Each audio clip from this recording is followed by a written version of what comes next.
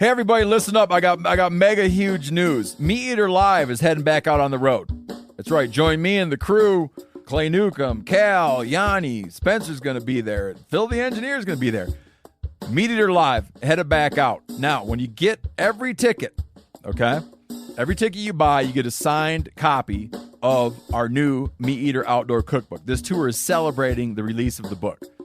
Buy a ticket, get a signed copy, Meat Eater Outdoor Cookbook, wild game recipes for the grill, smoker, camp stove, and campfire, which I'll point out is a $38 value. Here's where we're going to go. April 23rd, the Mesa Arts Center in Mesa, Arizona. April 24, the Balboa Theater in San Diego. April 25, the Grove in Anaheim, California. April 27, the Crest Theater in Sacramento. April 29, the Union in Salt Lake City. April 30, the Egyptian in Boise. May 1, the Wilma Theater in Missoula. May 2, the Bing Crosby Theater in Spokane, Washington.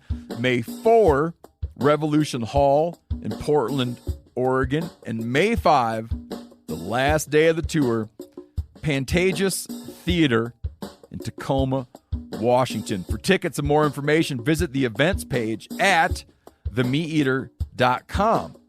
Hope to see you at the show. Hey, this is Tyler. And this is K.C. And you're listening to the Pig Hunting Podcast.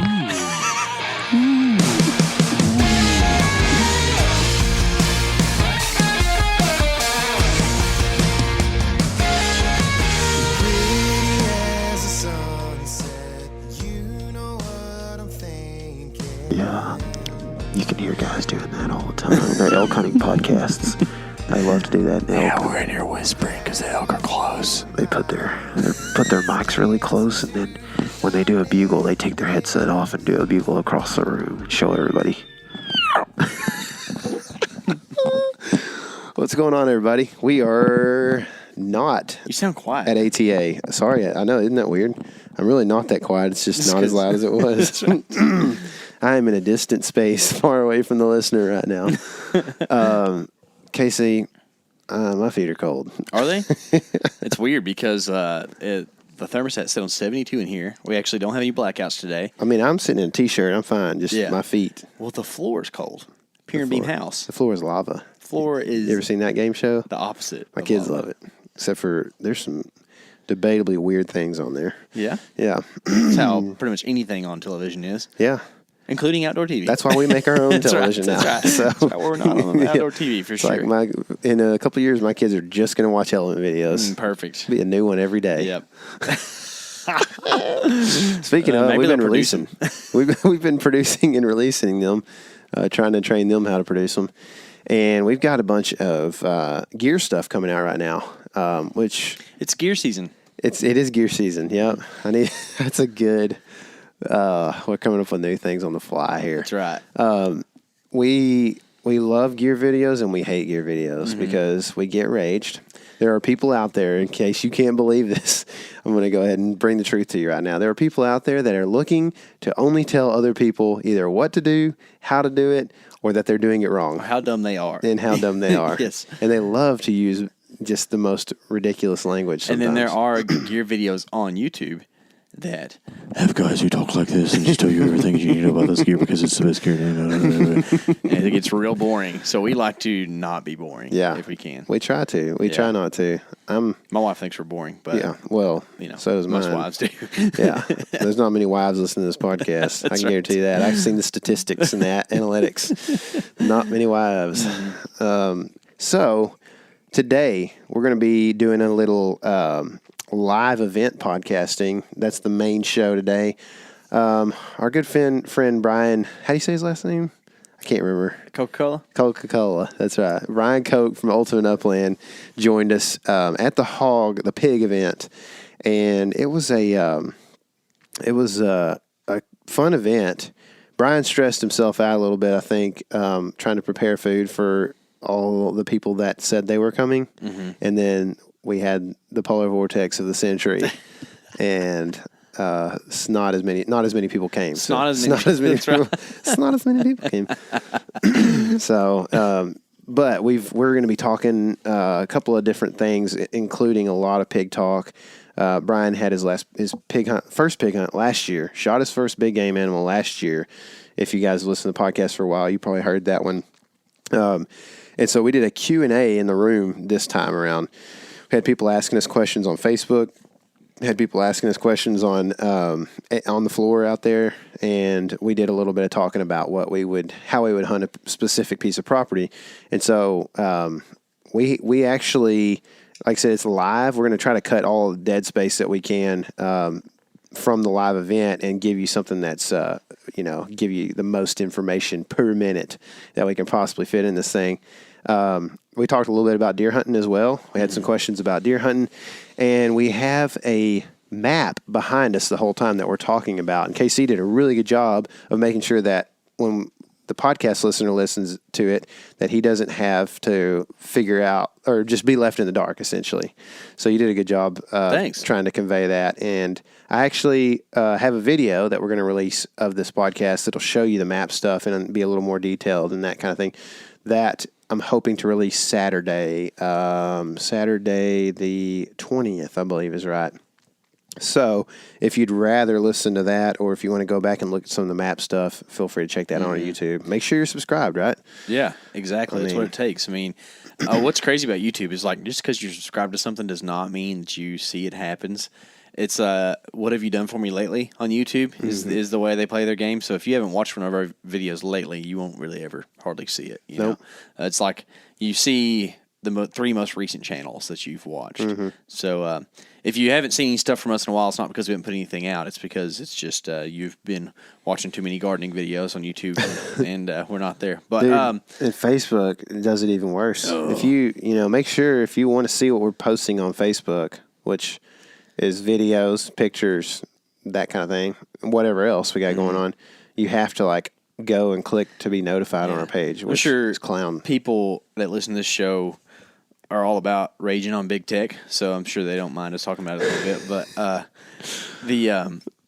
on Facebook, I've learned that even if you mention YouTube, but don't put a link or anything, they have a filter. Yeah. To take if they you do just not say, want you going somewhere else. Dude, I don't even know if you can say channel now on Facebook without them being like, oh no, we're gonna throw that one down. Let me just tell y'all a real quick stat. How about I think it was yesterday or the day before, I posted a link to a video that we posted. Okay.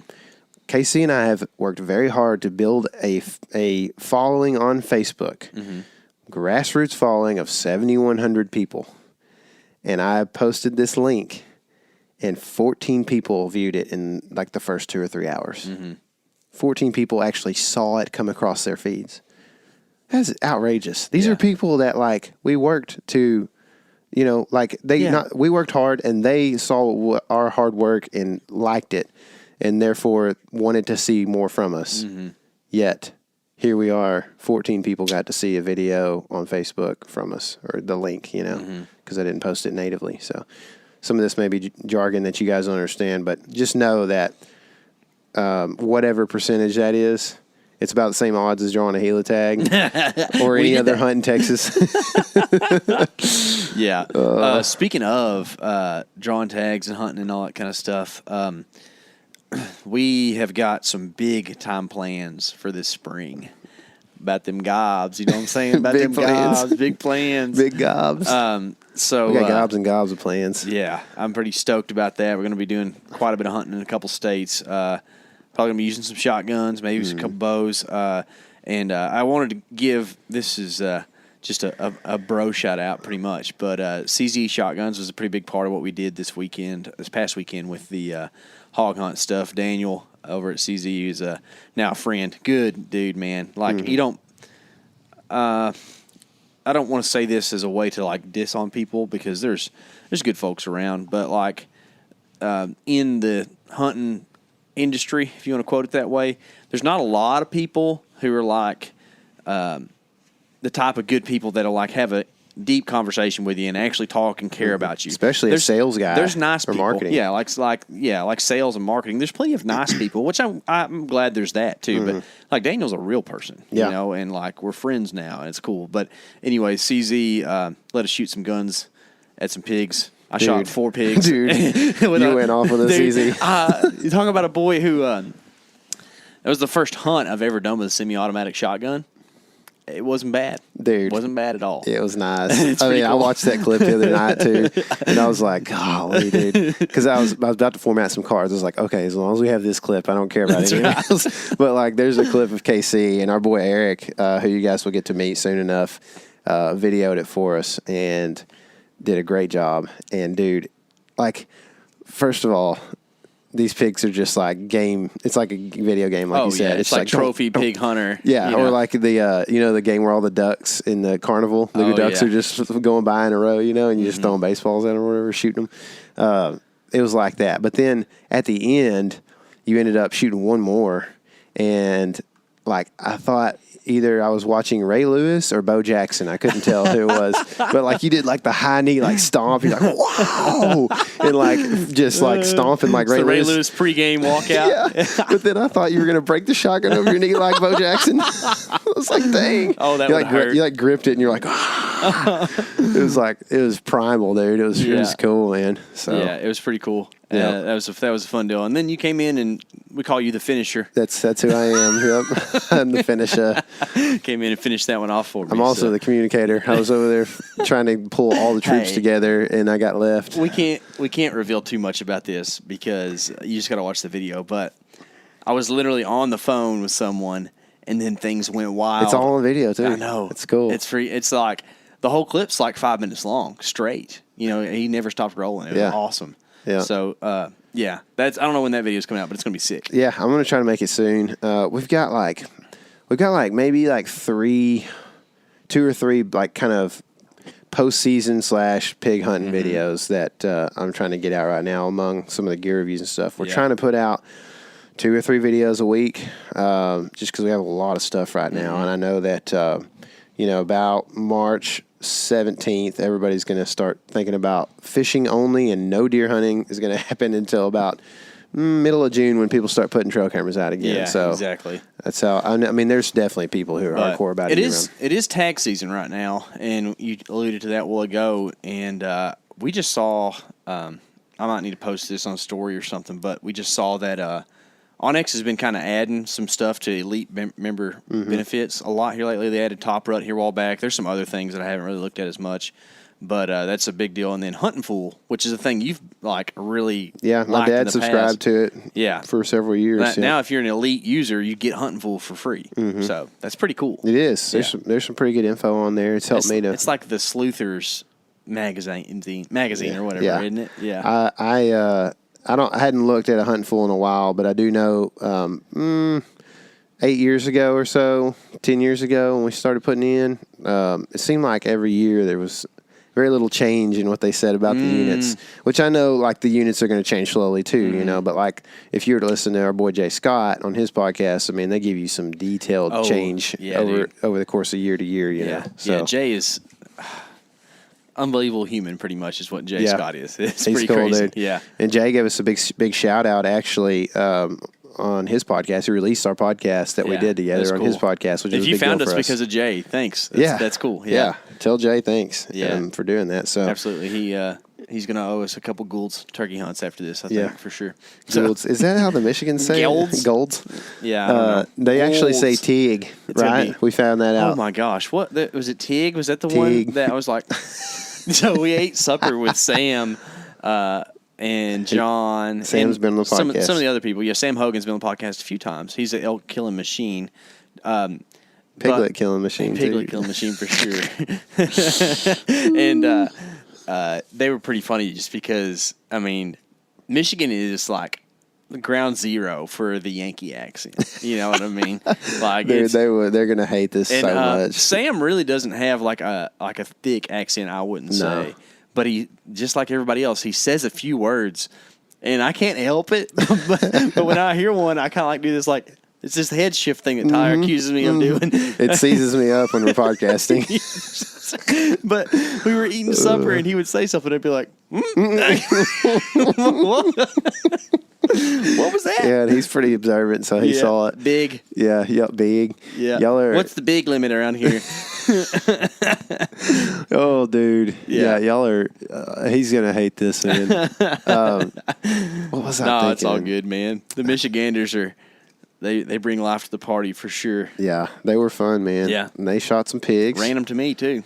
And they ran pigs to you. Mm-hmm. They got some shots at those pigs too. Yeah.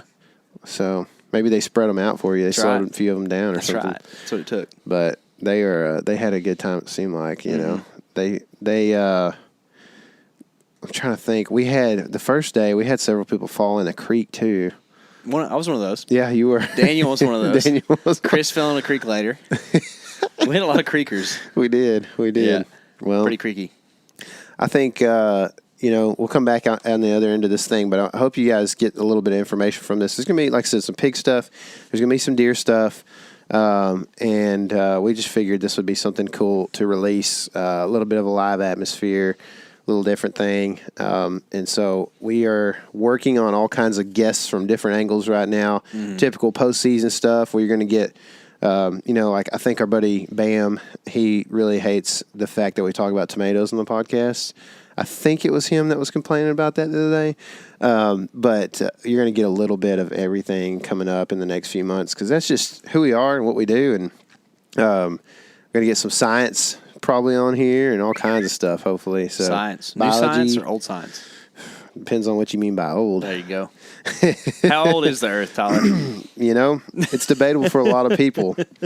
I don't want to say right now because people are going to clown on me. So It's all right. But we can talk about that in a more in-depth conversation sometime if somebody wants to come to the pig hunt next year. That's right. Next year, who knows? It's all to be 80 degrees and, green up already on February 12th or whenever we have the pig hunt. But anyways, let's get to the questions.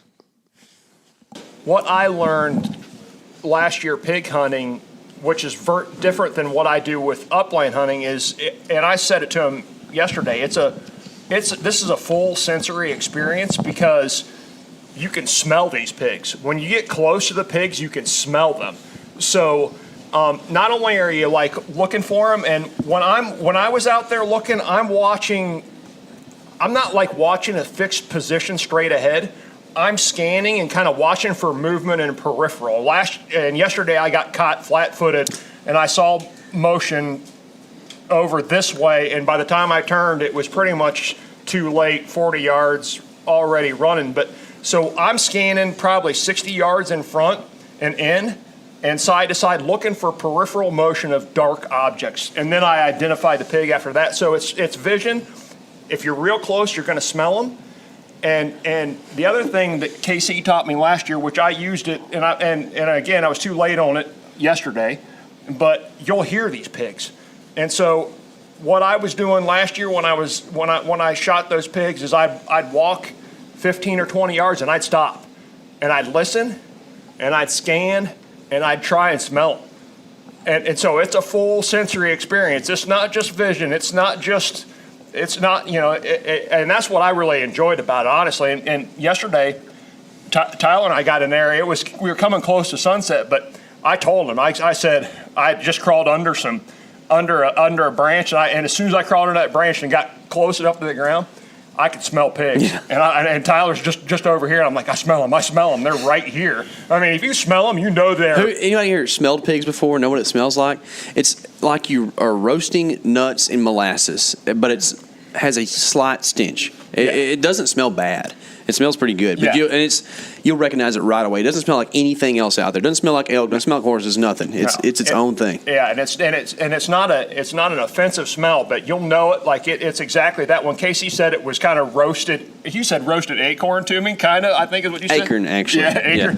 Yeah. So and he said that's how he described it yesterday. But yesterday it was clear as day. I just went under this branch and I'm like, they're right here. If you can smell them, you know they're danger close. You're right there. So I immediately started scanning, going, okay, where's this pig? But we were pretty close to sunset, and it was really thick, and I never saw it.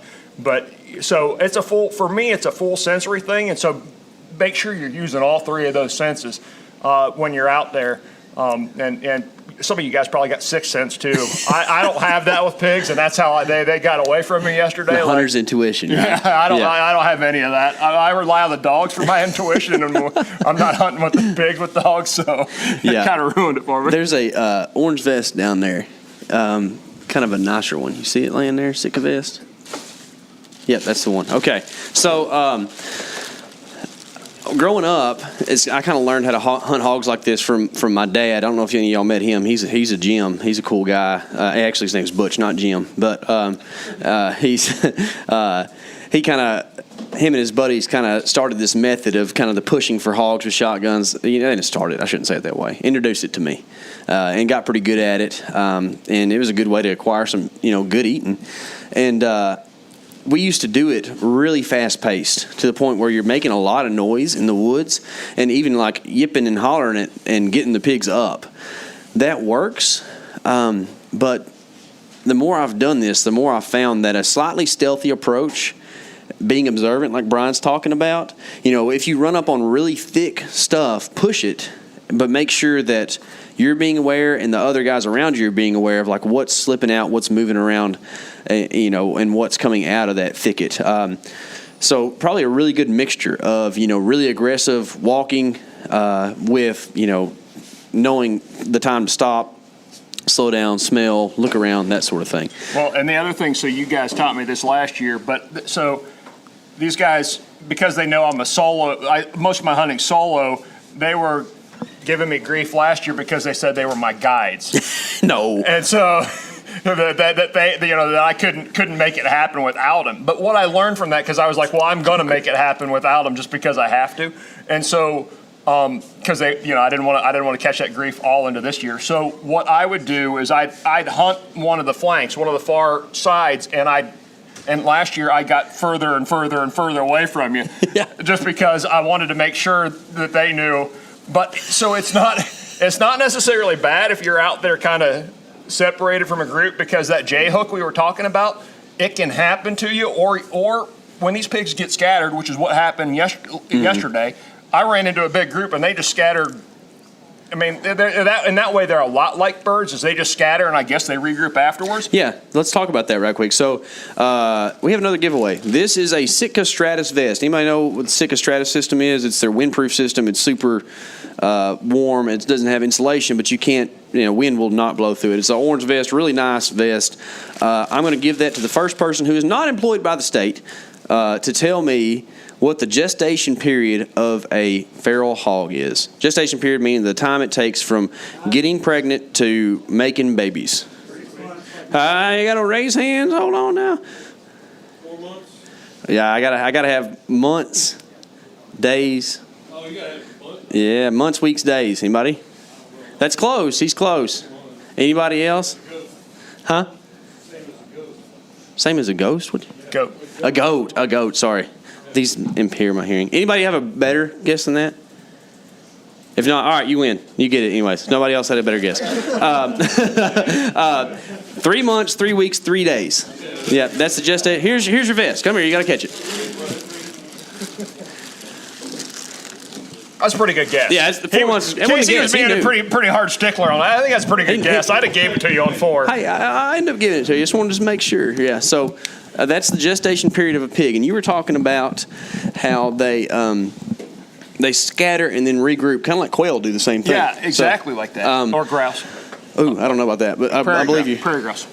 Chickens. As opposed to Prairie woodland chickens. grouse. Yeah. So what's going to happen is, especially if y'all are working through the wind, like is the intention. Can everybody see the screen? So tomorrow, if we have a northwest wind, imagine, if you will, that you have accessed right here down this county road and came in and parked right here. Ideally, you would work your way down the creek or the river right here, make a loop back up, and push back through this thicket back to the parking lot. Something kind of like that, because you want to go into the wind, which would be blowing. It's hard to illustrate this way. All right, the wind's going to be going like that. So you want to be walking. Oh goodness, make that go away. You're going to be walking into the wind. If you're walking into the wind, you are not going to alert a hog's number one sense. That is their smell. If they do not smell you, they will not completely run away scared, going crazy. They will be alert, they will get up, they will move, but they will not leave the country, okay? And if you can have the patience to, instead of run after them and chase them, which I do pretty often actually, but if that's not your game, a lot of times the big sows will separate from their tiny piglets. The tiny piglets cannot leave and run. They'll end up chilling, finding a hole, staying there, and the big sows will come back around and find them. And I feel like that big single sow that you shot last year was doing that. She was going back to find piglets. So if you can do that, you can sit there and listen. If you knew you spooked some hogs, but they never smelled you, you can sit there, listen, and then go to the hogs from there because you can find their next place that they're hiding out. Y'all talked about the J hook. Yeah, Brian covered it a little bit. Okay, yeah. So that's similar. Sometimes the sows will do that J hook because of that in specific right there is to go get the piglets. Yesterday when I broke up that group initially, and I'm shooting a double gun, so I only have 2 shells, and I'm going to reload, and the big sow is peeled out of there and headed a totally different direction, and the group basically split in half, and the big sow went her own way, and by that time it was too late. But these guys, they were back in that general vicinity, so I didn't really. I don't know if you saw it or not. We're so fast. No, we didn't. Too. We're so far ahead of you couldn't see it. Does anybody have any other questions? This is supposed to be a Q&A type thing. Yeah. Yes, sir. Facebook too. We were on Facebook Live, so if there's questions there. Neil was asking how well do pigs move in this weather? They're going to hang pretty tight. Of course, any wild animal is going to be a slave to its stomach. That's the way it goes. And the colder it is, the more calories they have to output to survive. They're going to be eating. They're going to do a lot of that at night. In the daytime, they're going to try to hang and find cover, especially in the real thick stuff. So like we were talking about earlier, Zach, is that right? Yeah, Zach asked, what kind of habitat are we going to be looking for? The thicker, the better, of course. The higher stem count, the better. So it's not always about making sure that you find, grass that's real thick or trees that are real thick, but you need something that's going to provide good cover. This today or tomorrow is going to be good cover from the elements, right? So you're looking for something. Is it going to be windy tomorrow? I don't think so, but dude, for a Texas pig, maybe not an Ohio pig, but for a Texas pig, anything in the 20s is pretty cold. So, I was just thinking what it seemed like yesterday when we were hunting is those pigs were in pretty substantial wind breaks because it was brutal out. Yeah, absolutely. They were tugging up in those cedars. Yeah, and in fact, I thought that they were going to be down lower in the bottom stuff, and it ended up they were way more up in that middle ground. Not upland, but they were in the middle. Yeah, right? Yeah, down low. Midland. The Midland. Midlands? Fair to Midland. But they were tucked in close to cedar trees yesterday because the weather was hard. So if as a bird guy, what I would say is they probably weren't feeding as much as they normally would because they were tucked into cedars where the food source probably is less. Mm-hmm. So my gut would say tomorrow, because it's going to be 40 degrees, 30, whatever. 30. It's going to be better than what it was yesterday. They're going to need some food. So it's a good thought. That's what I'd be thinking. So, looking at the map, if I had never been here before,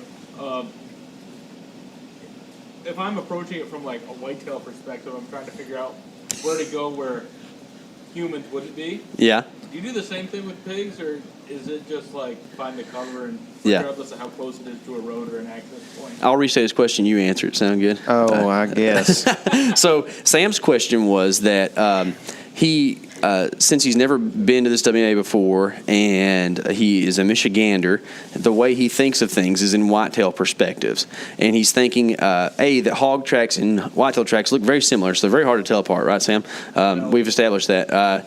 And that whitetails, if he's wanting to shoot a big old buck, they're going to be far from humans, correct? And so would you really think that pigs are the same way? Tyler, what do you think about that? Yeah, to an extent, man. Pigs are so weird. They're such a weird animal. They just are very unpredictable. They move. They're very kind of nomadic, almost like you would think of like buffalo being. They just kind of move where there's food, and they don't necessarily. I mean, they will dominate any habitat in whatever area they inhabit that day. So like, they'll push deer out. You know what I mean? Like if they come through, they're feeding through, and they end up getting ready to bed. They're just going to bed where they want, and the deer are going to move. You know what I mean? They're not going to have to find spots, and they'll find stuff on a WMA like this for sure. But at the same time, like I said, they're weird. Like they'll live amongst humans and stuff like that. I mean, people will. I think didn't we have somebody that got completely eaten by hogs not too long ago? Did you hear about that story? Yeah, I don't like it, but I heard about it. Yeah, I think a lady got eaten by hogs like in her yard or something. Yeah.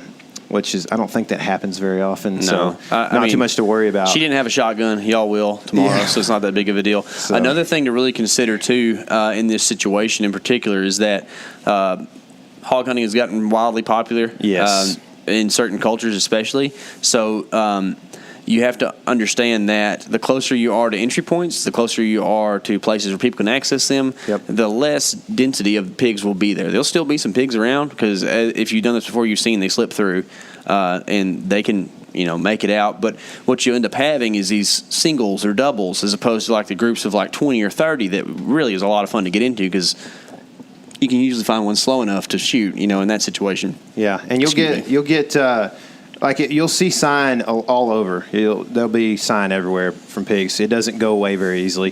But it's got to look like fresh dirt if it's from last night, or from tonight or whatever. If you're out there tomorrow, and it looks fresh and there's no ice on it, maybe then it's probably from last night. In that case, they're likely to be around, and if it's not from last night, there's a good chance they're not actually that close. So if you're smelling them, then they are likely at least they were there last night probably. So that's something to take note of too. I mean, you're going to see it everywhere. Just bypass it. I mean, I'm just saying get more serious whenever it is fresh sign for sure. Mm-hmm. Kick every bush and work through that stuff. Yeah, I think on that note too, like if you end up, this place doesn't have a ton of like open fields type country. There's a little bit of that, but if you end up in some of that really high stuff and you're in knee-high stuff, like cover ground, get through that stuff because, the chances of you seeing a pig out in the open where you can see them is not very good. And if you do, it's not going to hurt to be moving fast when that situation does arise, But I would suggest trying to hop from habitat to habitat pocket, especially, we're looking at this map on OnX, and if you look on here, too much. It's There it goes. okay. So if you look on here, like what we're zoomed in on, you can see this is like some floodplain stuff right here that doesn't really grow great trees. Good chance that there's pigs that spend time in there, or they're going to be bedding there during the daytime. I don't know for sure. You can see this right here is a thicker stand of timber. If you move over here, this might even be a little hill that might even have some of that eastern red cedar and stuff like that on it. That's a very likely place to find pigs, something that's going to have that thick cover. Excuse me, same as this right here. Like really, really thicket little spot. You zoom in a little bit This further. stuff in here is going to be probably like thick, thinner stuff that's got like a lot of ash trees, hackberries, cedar elms, that kind of thing. So you can probably see through that a lot. It's going to have like a marsh grass. It's like that tall underneath it probably. This is all going to be, river floodplain. White Oak Creek's right here, big major creek that runs through this area of Texas. You can look right here, however, you do have like more terrain feature. And I don't know how this relates to an entry point, so you're going to have to kind of evaluate that too. Of course, walking down roads is something that you can do. I would imagine, I don't know, that's not really, if you park your truck, you've entered there, right? Isn't that how it works? I would assume. I would assume that too. You're walking at that point, you're right? walking at that point. So, you can always walk down the ditch or barely in the WMA, whatever, to get to a spot that you think there's going to be decent pigs. This reminds me some of like what we were finding pigs in yesterday, where you've got this, creek, river bottom, water body area right here, some of the more upland stuff, and maybe even, cattle pastures up here where there's going to be night food, where there's also feed will be troughs or green grass or whatever. There will also be, like around this stuff, guys that hunt the private around this stuff are going to have food plots in some of these areas, and you might see feeders and stuff like that too. And so if they're not running right now, they haven't been running since deer season probably, and there's probably, like, you may see a major trail there. It's probably not drawing pigs still. Mm-hmm. But if it's a little wheat field, like, I don't know if that's like a little food plot right there maybe. It looks like native grass to me. But if that was a food plot, you could assume the pigs would be coming out of this stuff, heading to that somewhere and hanging around it. Like Brian said, they're probably going to be feeding especially if we get a little bit of sunlight tomorrow and just kind of warms up a little bit, they're probably going to want to get out and get some food. For what it's worth, I shot a sow right here one time. So take that for what it's worth. There are some in the area. That was a few years back. But it's definitely a spot in general where you can see some broken habitat, broken terrain, and a lot of different types of stuff going on there as far as a place for a hog to inhabit. That entry point stuff you were talking about, I'll just put my 2 cents in for energy expenditure. When it's cold out, especially down here, you'll start feeling it way quicker. It saps the energy out of you way faster. So I would say have a plan in your head and at least an idea of the type of cover that you think you're going to find pigs in, and then expend your energy wisely getting to that area. Because we walked. Yeah. Well, however, whatever. I think I was at 6.5 probably. Yeah, 6.5 miles yesterday. I can tell you that's an ass whipper, and these kind of conditions, because a lot of that terrain's a little bit gnarly. Yeah. And so, I mean, I'm kind of used to some of that, but I would say 60% of that stuff we were walking across probably wasn't going to be great pig habitat, but we were trying to push pigs trying to get in the wind to the an right way. area and get the wind right. So what I would say, if I had a tip for anybody tomorrow, just being a novice hunter, I'd have that, what in my head is the kind of cover I'm looking for, and I'd do what K.C. said, is go to your entry point, but maybe not walk the hardest path to where you're trying to get to, either via Onyx or what you can see. I'd try and find the easy path that you're going to be on the downwind side to push that piece that you're trying to get to. That would be That sounds great to me. And I think that with that, you can see that there's a decent amount of water bodies and stuff. You got to keep that stuff in mind. That stuff's going to be pretty hard to cut to cross. If you do, there's a chance you get wet like I did yesterday, and it's real cold. Also, pigs like to be around water most of their life. And so like creek systems and stuff, we talk about it with deer hunting a lot. But just these creek systems, they're going to be hanging around that stuff a lot. It gets real thick right up next to the creek, too, in a lot of areas. You can use these creeks, too. Like you can see right there, there's a good oxbow, creek horn, whatever you want to call it, with a high point right there. If you have a smaller group or even a bigger group, you can use that creek to your advantage. Those hogs aren't just going to willy-nilly jump in a creek unless they really get pushed, really get feeling the heat. It's probably going to take some lead flying past their head before they do something like that. Like, for instance, you could send, to me, it looks like they're going to be almost trapped if they're in here. So, like, if you say you have 4 people, you send 3 up here, push them around this way, leave 1 right here where the pigs are going to end up coming out. Back. You know what I mean? Yeah, yeah, exactly. Any questions on Facebook? Any other questions in the room? I think as far as the pig hunt goes, man, just, spend a little time on it tonight or this morning. I don't know that you necessarily have to get out super early or anything. We're walking around. 6:43 is daylight. If anything, if you get super excited, drive around and look at some of the entry points. Make sure that you think that it's a spot you can go in. You might even see hog sign. Tyler and I and Chris were out the other day. We saw pigs from the road and made a plan on them. And Tyler shot that little pig you saw in the video a while ago. And I got to shoot at a pretty good sized sow with my bow. Judge the distance wrong, but that's the thing that happens. That's why I suggest you use a shotgun and not a bow. So the other thing I'd say about tomorrow, while you're walking in this cover or while you're getting places, is you don't want to sweat. I'd use layers, or what I always do is I leave the truck a little bit cold. I know that sounds crazy, but I want to feel a little bit cold when I leave the truck, because the last thing you want to do out there is start sweating through your clothes and then get expended and have to stop because you're worn out. And then you will know what the real meaning of cold is. I can tell you that firsthand. So I would leave the truck a little cold, and maybe with an extra layer, and be prepared to strip down. You feel yourself sweating, you're probably moving too fast. You don't want to sweat consistently tomorrow in those conditions. You want to hit that right temperature point between energy expenditure and being cold. So that's what I kind of was doing, is I meter my speed. If I feel I'm getting too cold, I'll move a little bit faster and just get my heart rate pumping a little bit more. And that'll keep you from getting cold. I was cold leaving the truck. Brian is a machine, so he can regulate all that stuff. Is. Me personally, I kind of have to play it by ear. But hey, it's a good explanation. You guys just wear less clothes. You just go out going, this is all I got with me. Well, this is the benefit of being from Texas when it's super freezing, is that you can wear a lot of clothes and still feel okay. The ganders were super light yesterday. I'm like, what are you boys doing? I know. Yeah. They looked fine though by the time we got out there walking. All they had but I was on like, was man, underwear. I'm cold. Does everyone feel comfortable about heading out to the WMA tomorrow and feeling like you could go and do this hunt, or what would be the barrier to anyone? There's no judging going on here, guys. If not. you don't feel comfortable about it, we are going to try to help you guys, man. And we know the pig hunting a little bit because we've done it, but there's no macho man thing here or anything. We want to help, so we want everybody to have a good time. We'd like for everybody to get pigs. Yeah. Ilrad's just stoked because he won everything, so he's like, I'm happy now. He didn't have to go tomorrow. We also, if you guys have any questions about anything other than hog hunting too, we're willing to field anything about upland, deer hunting, whatever. So, Zach.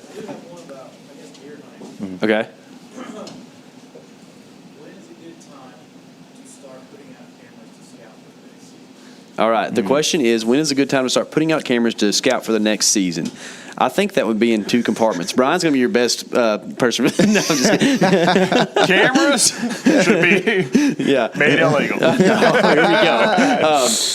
I don't know. So there's probably a twofold to this. I think that until deer are dropping their antlers, it's a great idea to still have cameras out right now. And, you can tell a lot about a buck's home range this time of year because they're going to kind of return to that a little bit. Now, it's going to depend on food sources and stuff, too, because a lot of times on these WMAs, especially, if we're talking public land, and I'm guessing your question is kind of directed towards that because I don't get to hunt a lot of private land, But, yeah, exactly. So, on public land, sometimes wintertime food sources are limited, so you're going to have a little bit of immigration of deer going to, a new spot to go find food. But in general, right now is a great time to have cameras out. But then, there's really not a lot of reason to have a camera out in April, right? Like, you're just not going to find a lot of deer. Tyler, what about the nature of his question was probably pertaining to, late summer, early fall. Yeah, so to me, this time of year, coming up in the next few weeks, the deer are losing, like, massive amounts of testosterone, and that's why they shed their antlers. And so that's also when they change their habitat ranges a lot of times. So, like, for instance, I hunted a deer on public, and this is the first year we haven't seen him, I think, on camera that we know for a fact. I've hunted him for like 4 years, and he just disappears completely as soon as he drops his antlers. I mean, like, and I can still tell which deer he is when he drops his antlers. I do have a shed picture of him. But he, like, gets out of Dodge. I cannot find him. He goes on private, I think, in the summertime, and then he will return in October for sure. And I don't know if we've even run cameras in September on this property, so I can't tell you if he's there before necessarily. But I think that we haven't picked him up. We've had cameras out in July. This year we did, which we don't know if he's still alive this year. He's old, but. In September, I think to me, they're building testosterone through the month of September, and that also coincides with their habitat range a lot of times changing. So I think that, like, what I'm trying to get to is that when their testosterone is changing, that's when their range changes a lot of times. So in the next few weeks, honestly, you're kind of probably late for postseason overall. But I do like to have cameras out in the late summer, and we have gotten real hyped up about it before. Like, I think 2017 we had a web going. We had this spot, man. We had so many shooter bucks on Texas Public. Yeah, velvet. And they were just daytime, just coming in and out. We knew, they were bedding. We knew what we were going to do. And I was telling Dan earlier, we sat on October 10th. We sat all day, which is not my style at all. K.C. loves it. Not October 10th. But that year we had a good cold front that day. We had a great cold front, so we decided to sit there, and we didn't see a deer the whole day. Not one deer. And we could see a lot. And so we did see hogs. But I just kind of am a little bit hesitant to put in a lot of work in June, July, and even parts of August on cameras and stuff like that. Because they're going to change their range, I think. Yeah, and that's very Texas specific too. Yeah. We'll still do it this year. We'll get hyped up about summertime trail cameras because it's fun to get deer on camera. It's really awesome, right? But I can't think of an instance where on Texas Public that a summertime trail camera picture has helped us kill a deer. Never once. We've hardly even seen the same deer in the summer in the same area it's that like we see in the September fall. 26th, things change, and season opens the 28th to October 3rd, somewhere in there. It just does not translate, and it's sad. Now, you can say, like, for instance, the WMA we're on right here. Oh, I can't do it. If you find a small pocket of public land that is bordered by a spot that just does not have much habitat, like, so say, for instance, if you were to go up here on this far northwest corner of this thing, like, say you were hunting right in here, right, and there's just a little spot for a buck to have a home range. You pick him up on camera, you know he exists, and you know that somewhere in there, maybe in the fall, he'll also be, right? But if you start talking about trying to drop a camera in the big middle of the woods down here, picking up a deer on September 15th, it's hardly doing anything, The thing that we did this year that I thought actually kind of benefited us a little bit is we hung some cameras in persimmon groves where the persimmons were falling as deer season started, and we really got to see quite a few bucks, but it's all nighttime stuff. But if you've been in there and done boot scouting, you can translate the fact that you're seeing those deer in the middle of the night up there eating food, and you have an idea maybe where they're coming from, and you can set up on them from there. We did pick up a deer on those persimmons this year that had a drop tine, so we know he's the same deer on the trail camera in September or late August, whenever it was, eating persimmons, and a month and a half later, more, he was 2.3 miles away on a different camera across the highway. And then I saw him from the tree stand in December. Yeah. So kind of still proves the point that they just get weird in September. They go who knows where. And you got, all of us yahoos out there trying to stick them with sharp stuff, and who knows what they're going to do when they encounter a guy, or a gal. I guess, to me, if you're trying to find something to do in the summertime that pertains to whitetail, like you said, you have a private piece, one private that you get to hunt. Yeah. So I would just. Is it in Texas? It is. I would just corn the heck out of it and get does going in there every day, smelling that place up, and then shoot bucks in November. Do that. Yeah. And I'll be honest, you can have deer, like you said, September. Yeah. All of a sudden, October hits, and they go nocturnal. Yeah. Yeah. I shot one this year, and it was, holy crap, there's deer. You said it was after dark? You said it was at night? I'm kidding. Yeah. Yeah, that's a thing, man. That's another thing that I have to explain to people a lot of times from different areas of the country when we're talking to them a lot too. Is especially here in East Texas, Northeast Texas, the parcels are fairly small compared to other parts of the U.S. sometimes. And there's a feeder on every one. There's different habitat structures. There is a lot of cattle pasture that's kind of worthless to them overall a lot of times of the year. And so, these deer are so specific. And if you have got a 40-acre spot, I mean, just say this right here is your 40-acre spot, this yellow spot right here, right? And obviously it's a lot bigger. But if that's your 40 acres that you get to hunt, for some reason these deer have, for years and years, decades, they've always just skirted right along the top of this. You'll never kill them. You know what I mean? They just will be there at night. If that's what their daytime routine is, and then they come back through at 3 a.m. right here, you'll just know we'll never kill them. And until somebody clear cuts or does something different, it's going to be impossible. And I hate to be that. That's so tough. But the thought is get on X and find the neighbor, get permission there or something. Possibly.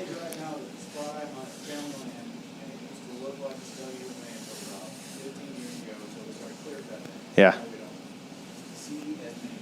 Yeah. So they clear cut their family land, and now they don't see as many deer. Are you? Huh? The neighbor clear cut. Yeah. Are y'all shredding it, or are you letting it regrow? The guy that leases the cow doesn't do anything.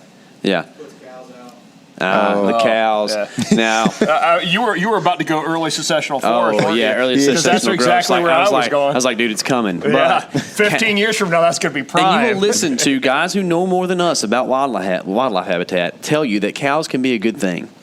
Most of the time, they're not. Cody Brown, how many cows do y'all run on your place? 250. Do they help the deer?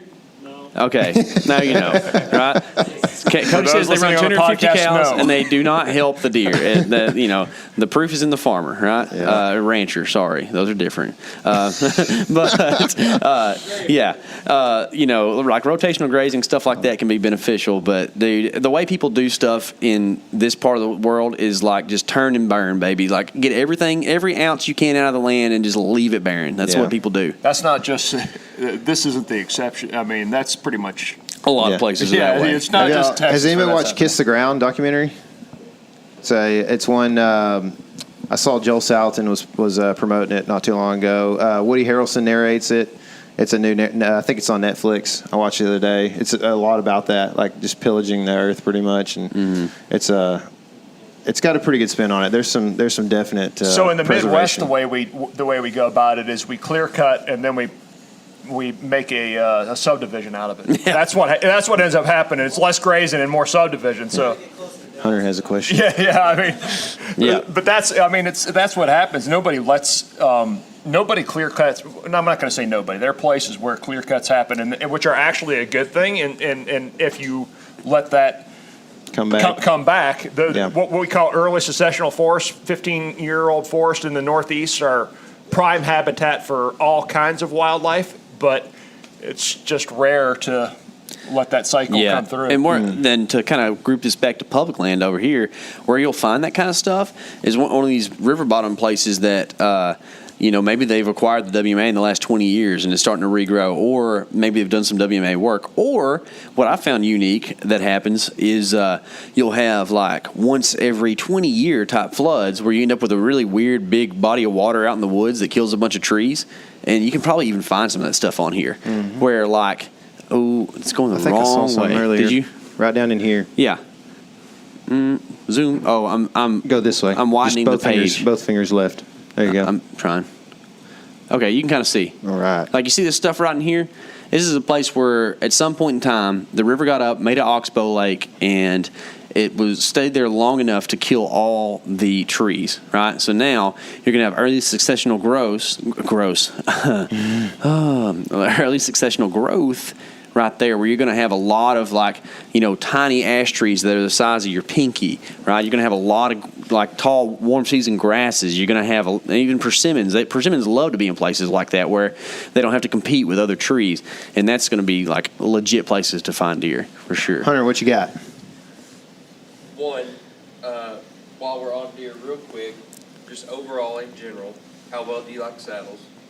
And then that can be brief. Yeah. And then I think a lot of us would like to know, how do you shoot a running pig? Oh, that's a good question. If you're comfortable making that That is shot, how do you shoot a running Okay, pig? so we'll start with the pretty good question, then we'll go to the real good question. The pretty good question is, how do we like hunting in saddles? It said, how do we like saddles? That could be on a saddle, right? Yeah, I'm assuming we're not talking about equine, but we're talking about I was thinking more the ridge, right? low part of a ridge, right? Ooh. Yeah. Ooh. Now I think we're talking about There's all kinds they're of talking about saddles. diapers for sure. Oh, okay. Okay, so we like diapers.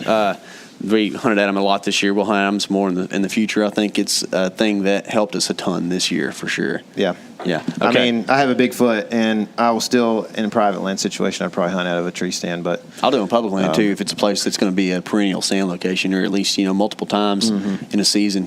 Where legal. Yeah, we're legal for sure. The other question is a great question for this format, especially. I think Brian might be able to answer this one well. Oh yeah, because Mr. Lead the Birds, Mr. 20 gauge so the question, over and under. The question is, if you are comfortable taking the shot, how do you shoot a running pig? And I'm going to assume that we're talking about a 90-degree type situation, because a pig running away from you, you can still aim at the pig and shoot the pig, right?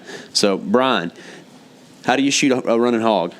Well, and I told these guys last year on the first pig I shot, Tyler was witnessing it and saw it happen. I'm not used to aiming a shotgun. I'm used to pointing a shotgun, and that may sound like I'm splicing words, but I don't look down the barrel and sight it like you would a rifle. I point it with my finger, and that's where I shoot. Well, the first pig that came by me last year, and you guys said, if you have the opportunity, head shoot pigs. And the pig didn't stop. But I was thinking literally put it on its beak, because that's the way I translate everything. It's a bird thing, right? And shoot the pig. Well, that first shot on that pig, it didn't drop her. She was a massive pig, but I was too far forward on that pig. I hit her right in the beak, essentially. So I go for ear hole, so I go right for the ear hole is where I found was the most effective. That's where you're trying to land your bullets, It's right? where you're trying to land it. But if you're within 40 yards of a pig, which is where that's basically your max distance you're going to be able to see in a lot of this cover. So you know that pig's probably within 40 yards. You're not leading that pig very much, and there's not really a whole lot of follow through. But for us bird hunters, it's a natural swing. For me, it's just if I see a pig running, I'm putting it 2 inches ahead of where I want and following through with a bang, but right on the ear is what I was aiming for. And the first pig took 2 shots, and then Tyler shot it while it may have been dead or not. And then, but I was thankful for that, because that pig was massive, and I was literally like, I can't believe we just put a pig that big down. Boy, she was. I'm shooting a 20 gauge, and so I have less shot than most of you guys will probably be shooting 12s tomorrow. I don't really know, but and it's okay if you're shooting a 410. I don't care what you're shooting. But what I would say is those second 2 pigs that I shot, which were very good sized pigs, it took 1 shot, and they and rolled them, and I was going basically putting it right on the front of the pig's ear when it was running at a 90 degree to me. I was putting it right in front of that ear is where I was thinking, and it rolled these pigs. I'm talking the second one was a big pig, 180. Yeah, they were big pigs. The knees high pig, the one. Yeah, the one where you saw me running. Yes, exactly. These guys call me knees high running because the cover we were running through. You guys got to understand, this stuff was like up to here, and I saw the pig at 65 yards, quartering kind of away. And so what I did is I picked a point. You said I was hawking. I picked a point in front of where I wanted to contact that pig, and I ran as fast as I could run with my gear. Not that I'm going to say that that's for everybody, because I literally was thinking going through that cover, I could break an ankle. Yeah. But hog rootings for sure.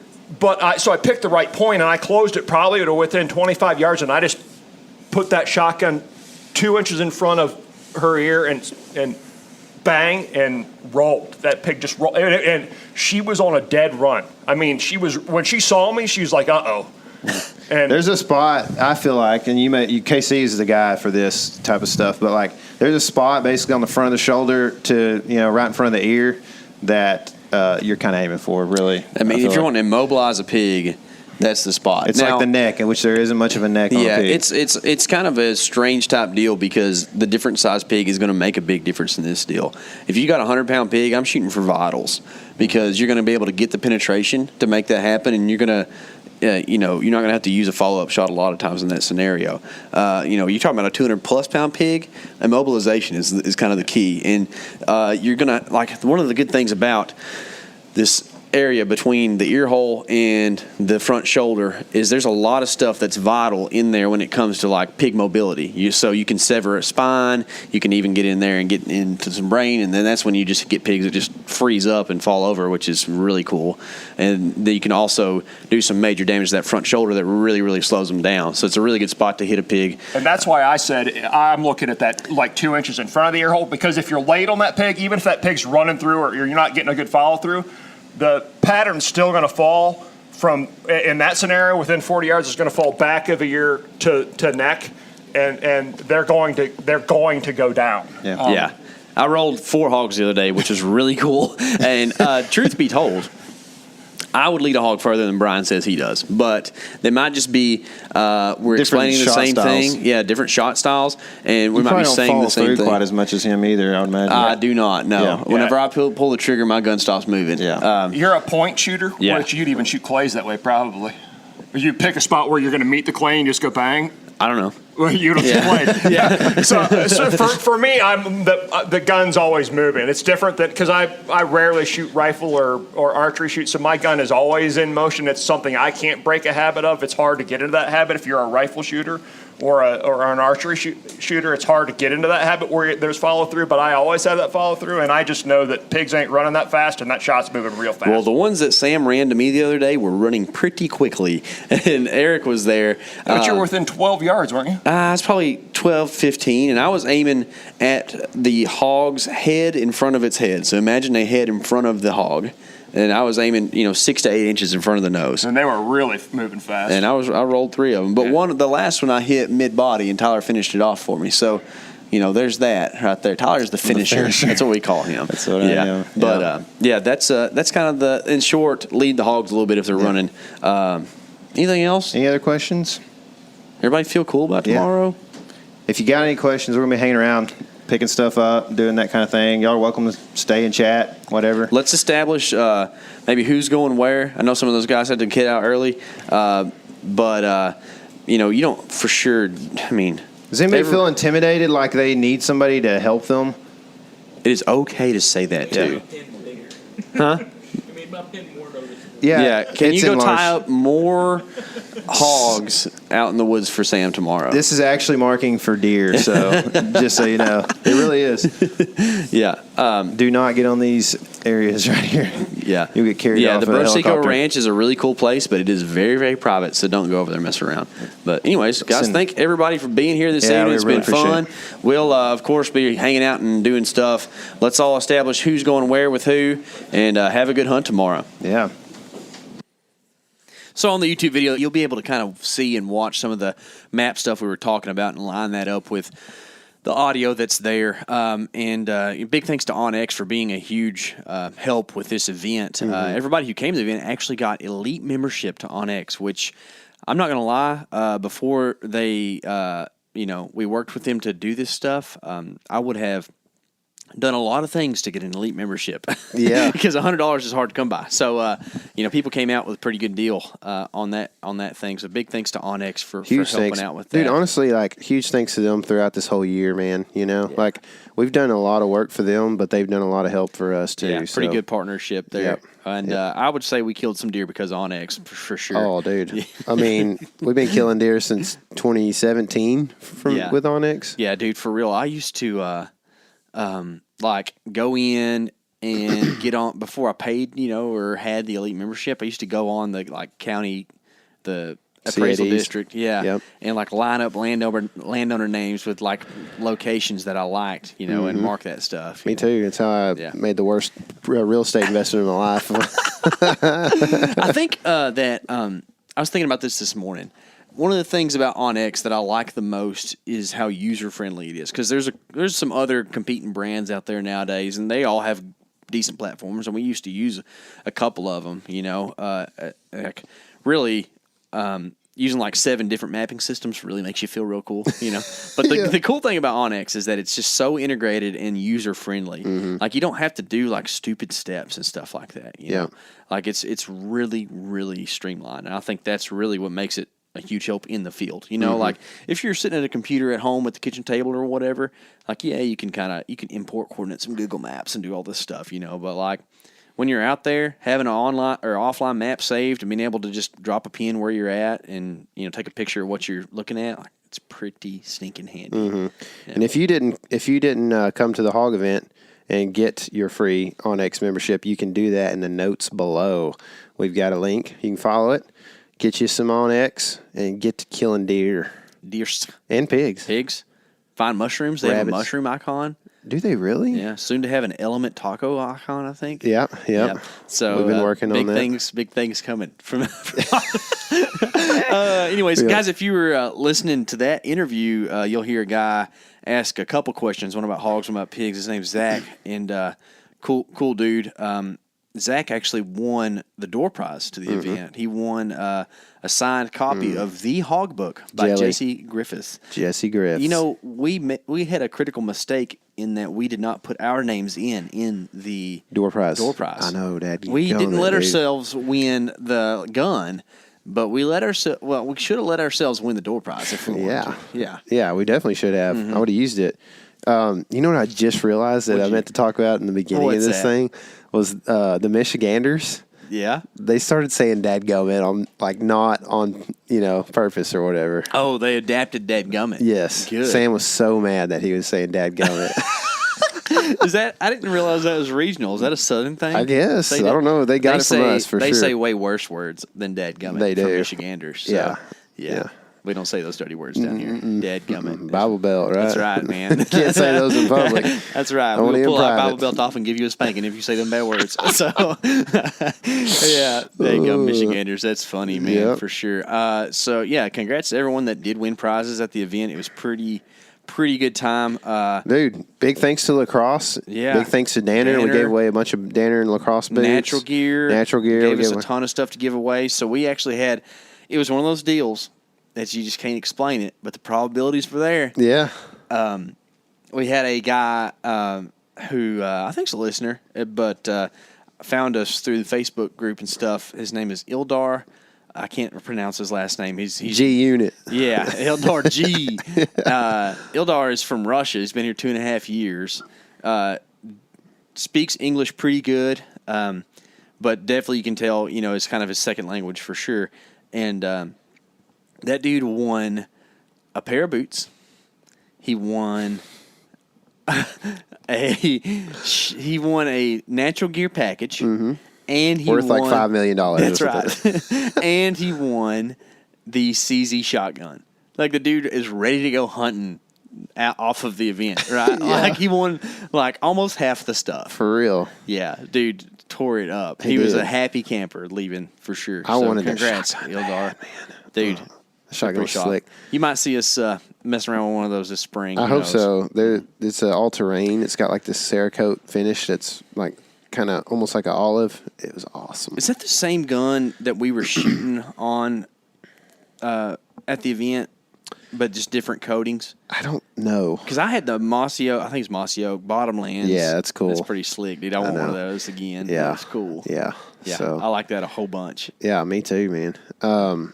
Yeah, he's ready to rock. I mean, well, that dude got the natural gear package was like a sweet backpack, a floating gun case, and then like 14,000 spring turkey outfits, I think. So Yeah. he's like ready to go spring He's turkey. set, dude. He actually's been messaging me on Facebook. So you want to give any of it back? I don't think so. Okay. But he is going out this weekend again. He was planning on going where we went, and I was like, hey, you definitely can do that, but might I suggest going somewhere a little bit closer to home? That way you have maybe more opportunity to hunt. Gave him a couple thoughts there. But, yeah, congrats to everybody that won stuff. Thank y'all for coming out. Thanks for all the good food that Brian and Megan and Greg helped cook. Dude, you were clowning on him. Who? Oh, Brian. Yeah, But dude. He got the accolades of my dad. He so, did, yeah. man. And I would say rightly so, man. Dude cooked Good some food. fajitas, man, that were out of this world. And you cooked pig. I did. How cool is that? Shot it on Thursday. We ate it on Friday. That was pretty cool, Dude, man. and it was great. What'd you do to it?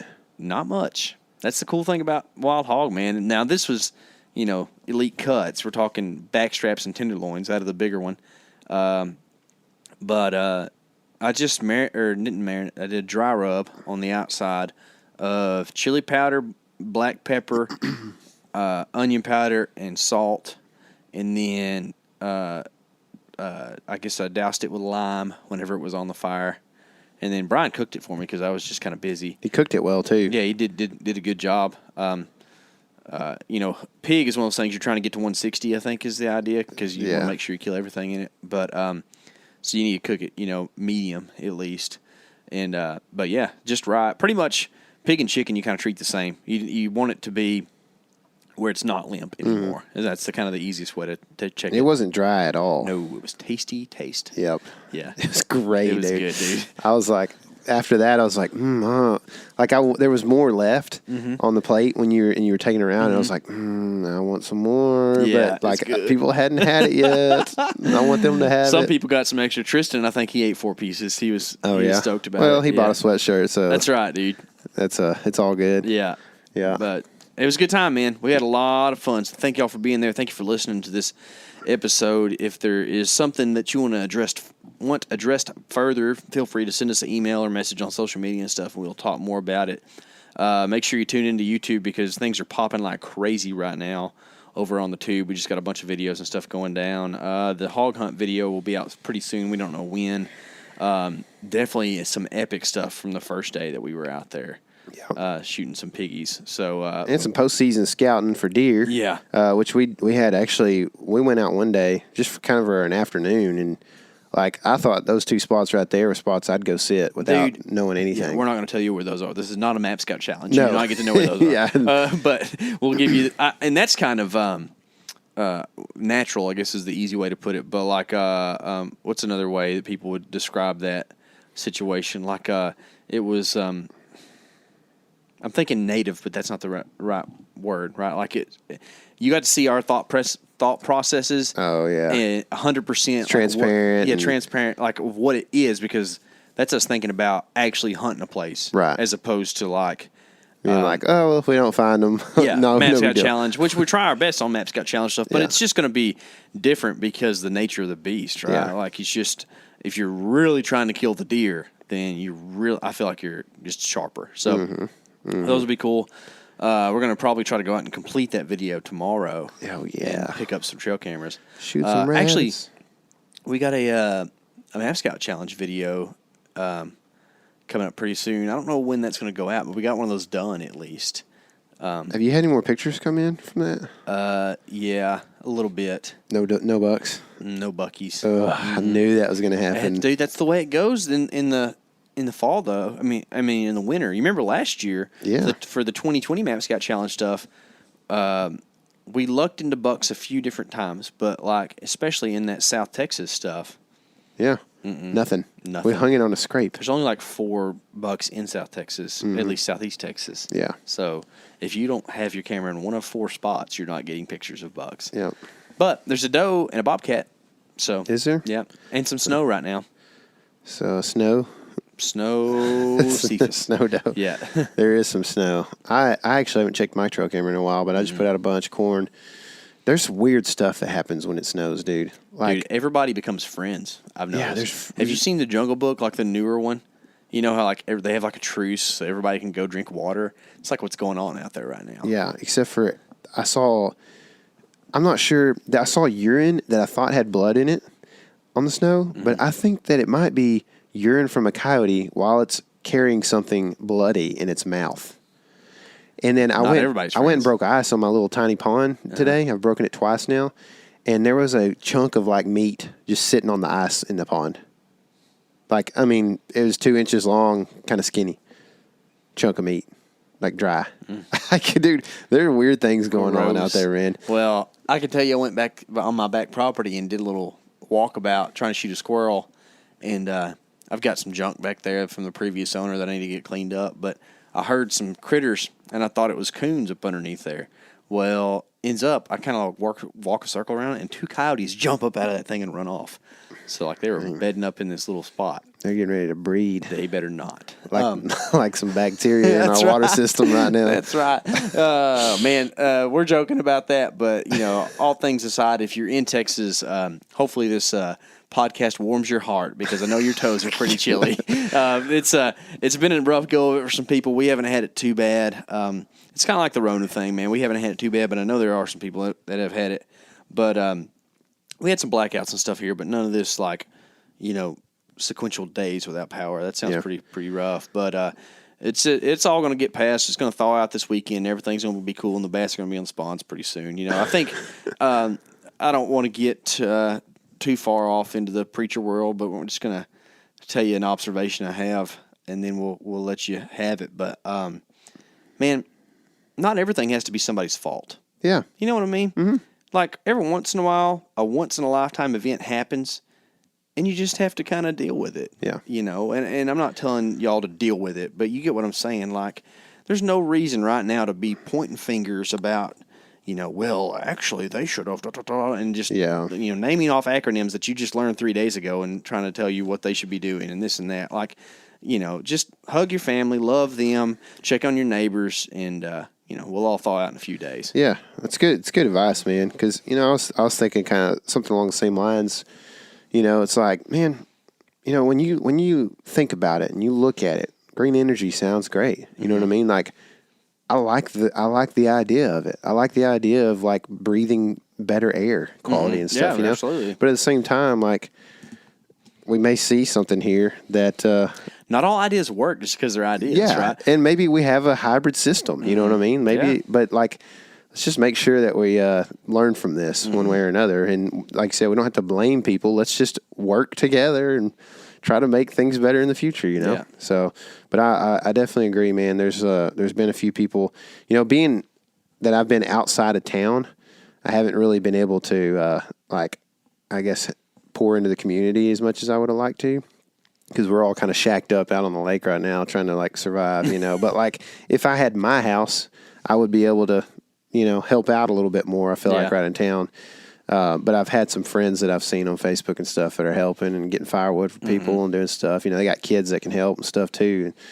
It's been good to see that, man. I tell you, it's been refreshing. It's been cool because I haven't really been able to go and help too many people. I could, but when I call and check on somebody, they're like, "Oh, so and so already." You know, it's like, that's cool. Yeah. I wish I was a little faster, but you know, people are doing what they need to do, man. Yeah. I know that the Bible tells us that, you know, men's hearts are not really a great thing, right? But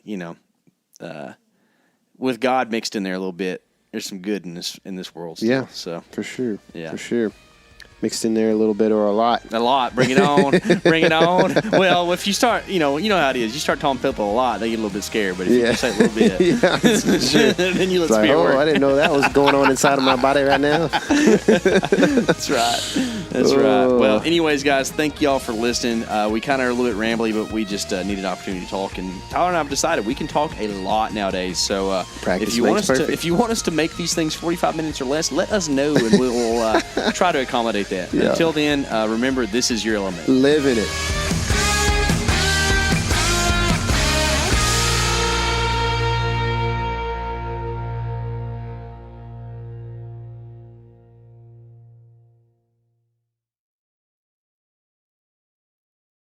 Hey everybody, listen up. I got mega huge news. Meat Eater Live is heading back out on the road. That's right. Join me and the crew.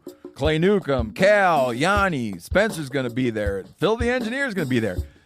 Meat Eater Live headed back out. Now, when you get every ticket, okay? Every ticket you buy, you get a signed copy of our new Meat Eater Outdoor Cookbook. This tour is celebrating the release of the book. Buy a ticket, get a signed copy, Meat Eater Outdoor Cookbook, wild game recipes for the grill, smoker, camp stove, and campfire, which I'll point out is a $38 value. Here's where we're going to go. April 23rd, the Mesa Arts Center in Mesa, Arizona. April 24, the Balboa Theater in San Diego. April 25, the Grove in Anaheim, California. April 27, the Crest Theater in Sacramento. April 29, the Union in Salt Lake City. April 30, the Egyptian in Boise. May 1, the Wilma Theater in Missoula. May 2, the Bing Crosby Theater in Spokane, Washington.